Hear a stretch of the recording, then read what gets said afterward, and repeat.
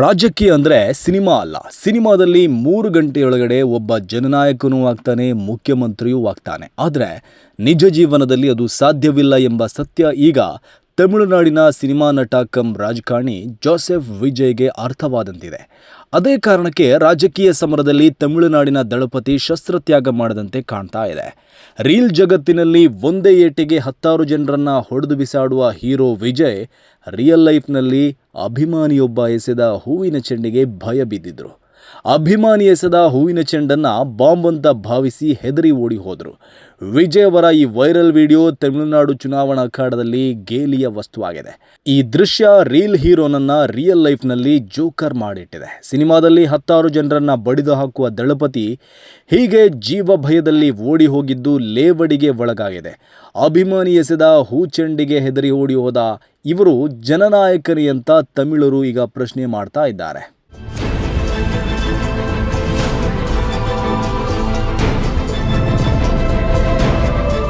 2026ರ ತಮಿಳುನಾಡು ವಿಧಾನಸಭಾ ಚುನಾವಣೆಯನ್ನು ಗುರಿಯಾಗಿಸಿ 2 ವರ್ಷದ ಹಿಂದೆ ನಟ ವಿಜಯ್ ತಮ್ಮ ಟಿವಿಕೆ ಪಕ್ಷವನ್ನು ಸ್ಥಾಪನೆ ಮಾಡಿದರು. ಕಳೆದ 1 ವರ್ಷದಿಂದ ವಿಜಯ್ ರಾಜಕೀಯಕ್ಕೆ ತನ್ನನ್ನು ಅರ್ಪಿಸಿಕೊಂಡಿದ್ರು. ಸಿನಿಮಾ ಸ್ಟೈಲ್ನಲ್ಲಿ ಮೊದಲ ಪ್ರಯತ್ನದಲ್ಲಿ ಪಕ್ಷವನ್ನು ಅಧಿಕಾರಕ್ಕೆ ತಂದು ಮುಖ್ಯಮಂತ್ರಿ ಆಗಬೇಕೆಂಬ ಕನಸನ್ನ ಕಟ್ಕೊಂಡಿದ್ರು. ತಮಿಳರು ಸಿನಿಮಾದವರನ್ನ ಹಚ್ಚಿಕೊಂಡು ಅಧಿಕಾರ ಕೊಟ್ಟಿರುವ ಇತಿಹಾಸ ಇರುವ ಕಾರಣಕ್ಕೆ ವಿಜಯ್ ಅವರು ಹೆಚ್ಚು ಉತ್ಸಾಹದಲ್ಲಿದ್ದರು.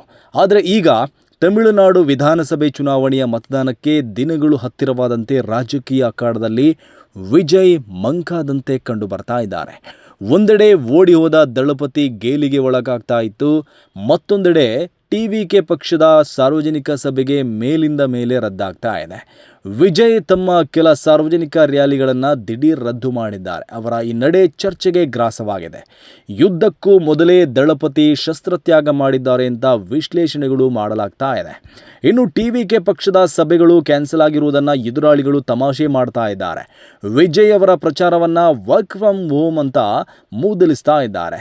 ವಿಜಯ್ ಅವರು ಪ್ರಚಾರ ಸಭೆಗಳನ್ನು ರದ್ದು ಮಾಡಿರುವುದರಿಂದ ಅವರ ಪಕ್ಷದ ಕಾರ್ಯಕರ್ತರು ಗೊಂದಲಕ್ಕೆ ಒಳಗಾಗಿದ್ದಾರೆ. ಟಿವಿಕೆ ಅಭ್ಯರ್ಥಿಗಳು ಆತಂಕಕ್ಕೆ ಬಿದ್ದಿದ್ದಾರೆ. ಈ ಬೆಳವಣಿಗೆ ಟಿವಿಕೆ ಪಕ್ಷಕ್ಕೆ ಮತ್ತಷ್ಟು ಹಿನ್ನಡೆ ಮಾಡಲಿದೆ ಅಂತಾನೂ ಚರ್ಚೆಯಾಗ್ತಾ ಇದೆ.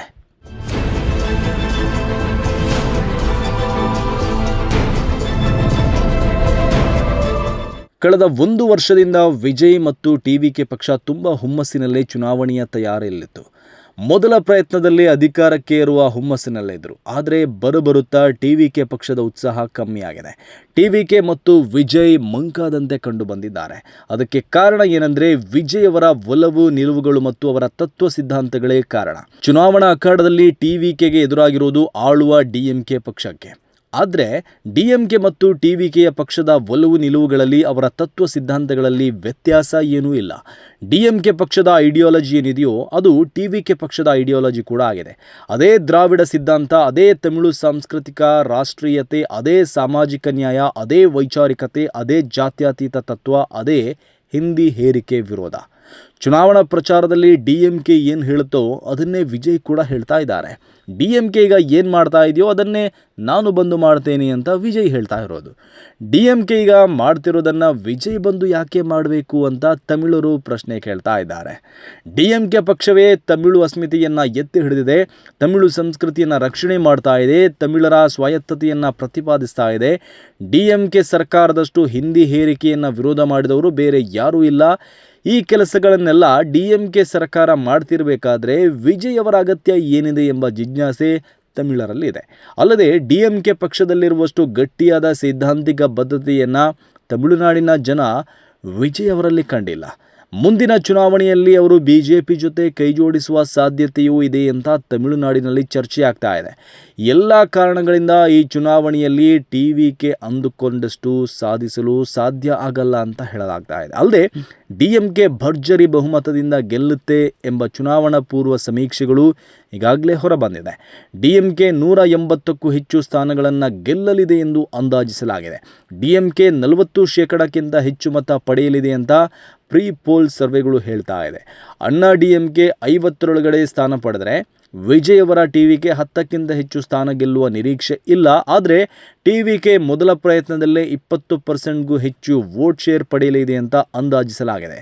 ಈ ಪ್ರೀಪೋಲ್ ಸರ್ವೆ ಪ್ರಕಾರ ಟಿವಿಕೆ ಪಡೆಯುವ ಮತಗಳು ಅಣ್ಣಾ ಡಿಎಂಕೆಗೆ ಬೀಳ್ತಾ ಇದ್ದ ಮತಗಳು ಎಂಬ ಲೆಕ್ಕಾಚಾರಗಳಿವೆ. ಡಿಎಂಕೆ ಈ ಸಲವೂ ಅಧಿಕಾರಕ್ಕೇರುವುದನ್ನು ತಡೆಯಲು ವಿಜಯ್ ಕೈಲಿ ಸಾಧ್ಯವಾಗಲ್ಲ ಮತ್ತು ವಿಜಯ್ ಅವರ ಟಿವಿಕೆ ಅಧಿಕಾರ ಪಡೆಯುವಷ್ಟು ಶಕ್ತವಾಗಿಲ್ಲ ಎಂಬ ಚಿತ್ರಣ ತಮಿಳುನಾಡಿನಲ್ಲಿದೆ.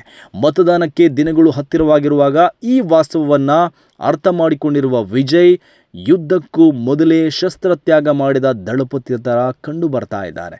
ಈಗ ಹೂವಿನ ಚೆಂಡು ಕೂಡ ಅವರಿಗೆ ಬಾಂಬ್ ಥರ ಗೋಚರಿಸ್ತಾ ಇದೆ. ಅವರು ಮೊನ್ನೆ ಹೆದರಿ ಓಡಿ ಹೋಗಿದ್ದು ಚುನಾವಣಾ ಕಣದಿಂದ ಓಡಿ ಹೋದ ರೂಪಕದಂತೆ ಇತ್ತು.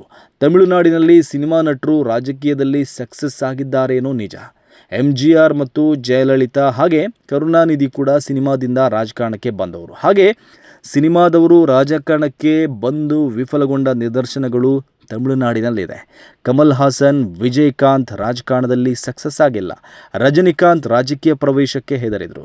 ಮುಂದೆ ವಿಜಯ್ ಹಣೆಬರ ಏನಾಗುತ್ತೋ ಅಂತ ಕಾದು ನೋಡಬೇಕಾಗಿದೆ.